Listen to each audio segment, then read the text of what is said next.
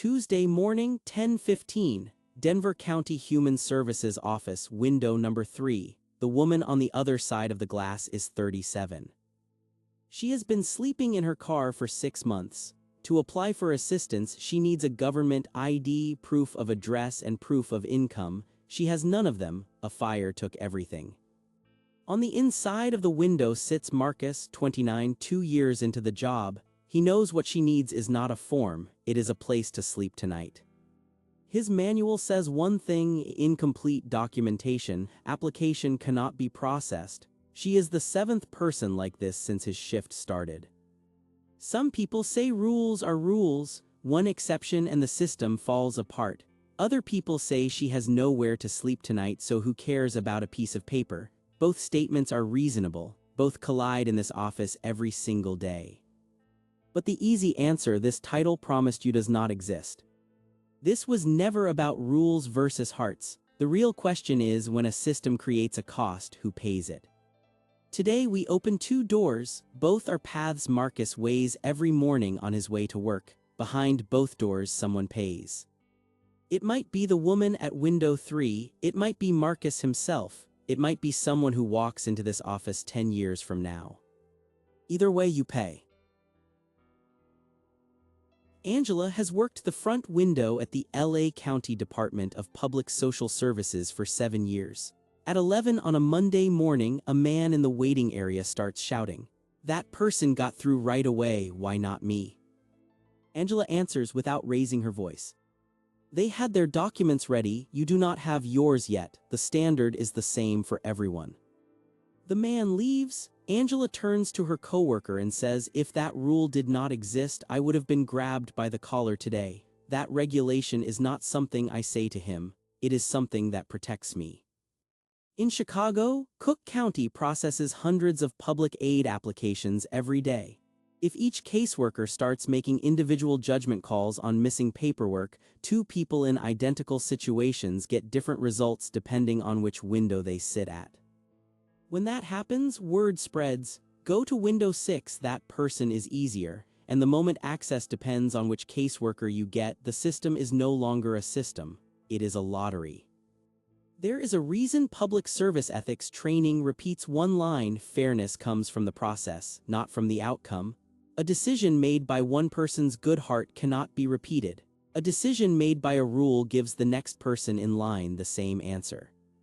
Angela does not believe the rule is perfect. That is not why she follows it. She follows it because it is the least dangerous option she has.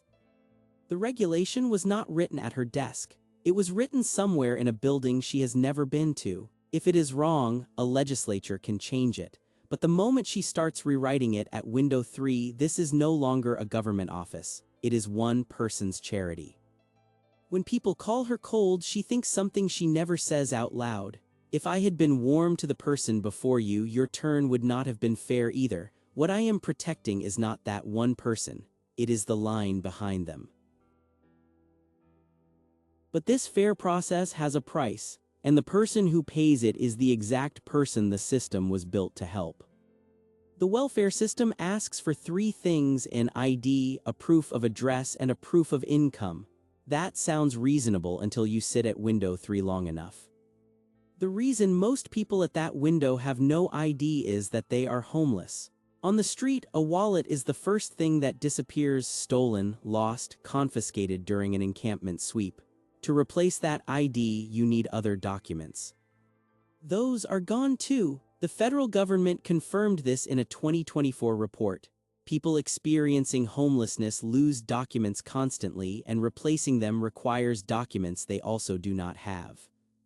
The reason they have no proof of address is that having no address is the reason they came to this window in the first place.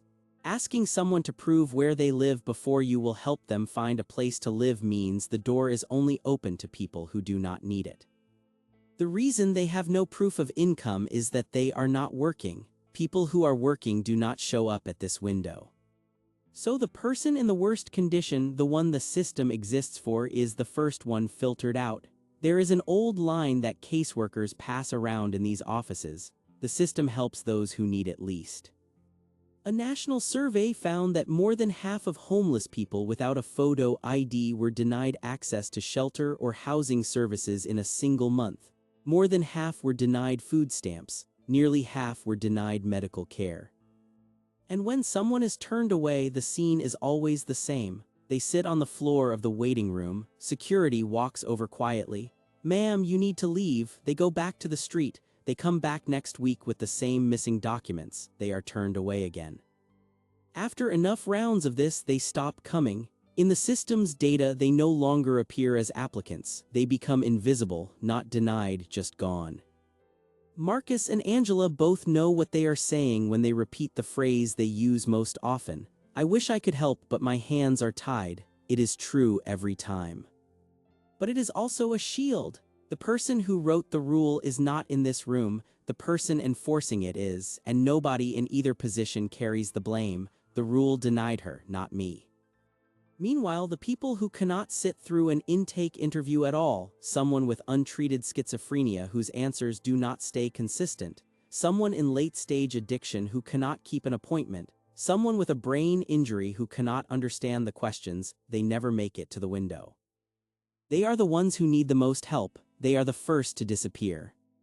Angela once said, "I say I am sorry, I cannot about 50 times a day. Maybe 10 of those people know that sentence is the difference between sleeping indoors and sleeping outside. I know it too, and I say it anyway, every day."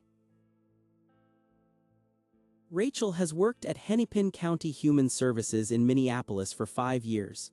One afternoon, a woman walks in with 2 children. She fled domestic violence that morning. She has no documents, no ID, no lease, no pay stubs. Everything is still in the apartment she ran from.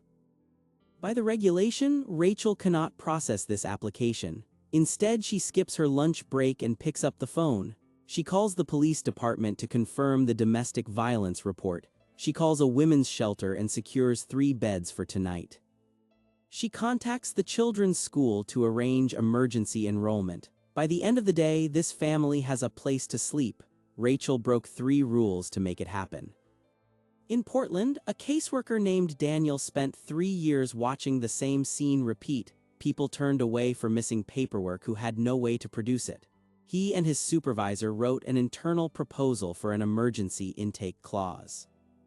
Temporary admission, 48 hours to provide documentation. A year later, the clause was approved. Daniel's way of putting it, "I did not break the rule, I made the rule do what it was always supposed to do." This is not about being warm. There is a principle taught in every social work program in the country. The profession's own ethics code says a caseworker's primary responsibility is to the well-being of the person in front of them, not to the form, not to the manual.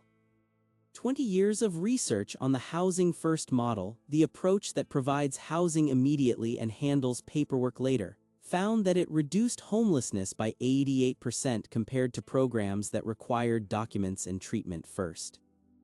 After 5 years, 88% of participants remained housed. The evidence says that helping the person first and sorting the bureaucracy second is not just compassionate, it works.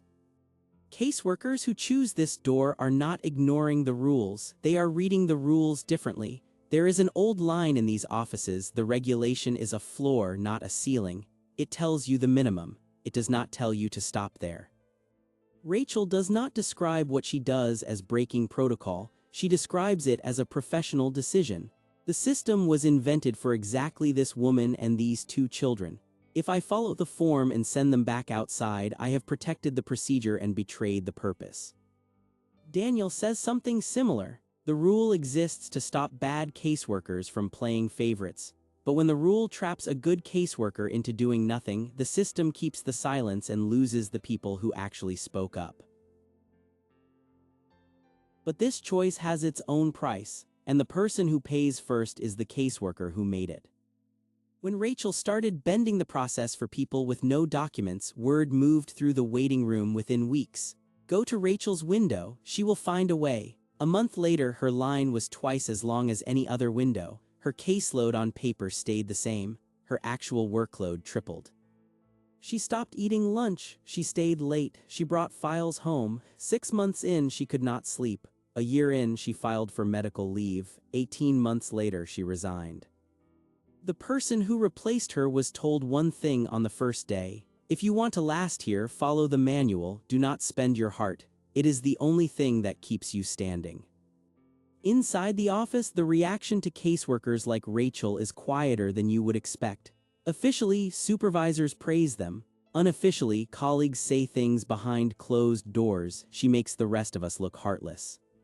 If she bends the rule, people start expecting us to bend it too. When her files get audited, we all get scrutinized. Over time, these caseworkers are passed over for promotion. Their case files attract review.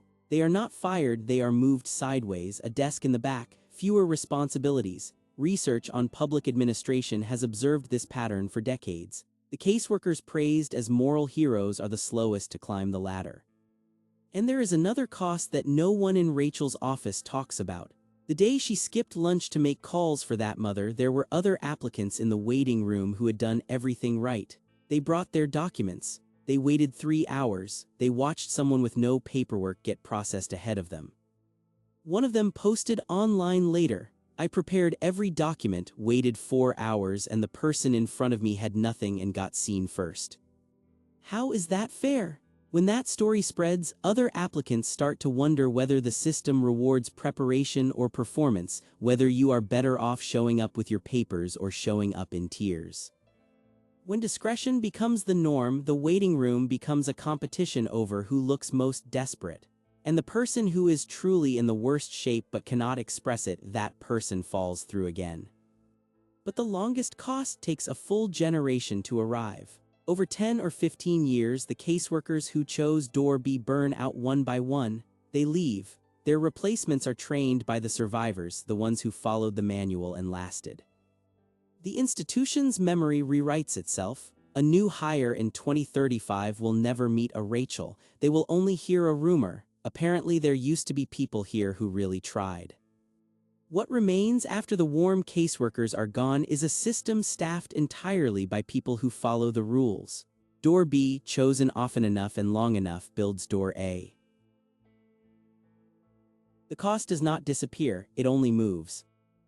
Follow the regulation and the weakest person pays at the window today. Follow the person and the caseworker pays over 10 years. And after the caseworker is gone, the system left behind is colder than the one that started it. Fair rules filter out the most vulnerable first. Warm discretion burns out the people who use it. One of them always burns. There is no middle path that costs nothing. Flexibility is not free, it is paid for by someone's body, usually the body of the person who wanted most to help. Fair and warm at the same time exists on page 1 of the training manual. It does not exist at window 3 on a Tuesday morning. The person in front of you has no documents. 99 people are in line behind you. You can choose one side. If you are sitting on the inside of that glass tomorrow morning, who pays? You are at window 3. It is 10:15 on a Tuesday. A 37-year-old woman sits down. No ID, no address, no income records.